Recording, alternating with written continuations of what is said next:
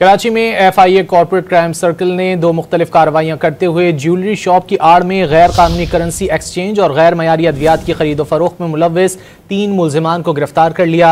मजीद जानेंगे don news के नुमाइंदे आसिम खान से। आसिम, तर्जुमान FIA की जानिब से क्या बताया गया? ये FIA ने 2 कार्रवाइयाँ की हैं जिसमें 3 मुलजिमान को गिरफ्तार किया गया है। पहली कार्रवाई की गई है ज्वेलरी शॉप की आड़ में गैर कानूनी करेंसी एक्सचेंज का कारोबार करने में मुलव्वस 2 मुलजिमान को गिरफ्तार किया गया है, जिनसे जो है लाखों की तादाद में डॉलर्स भी बरामद किए गए हैं, जबकि करेंसी भी इससे कब्जे में ली गई है। जबकि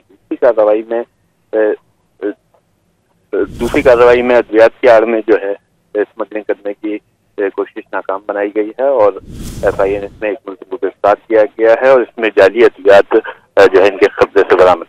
बहुत शुक्रिया आसिम खान इन तफसीलात के लिए।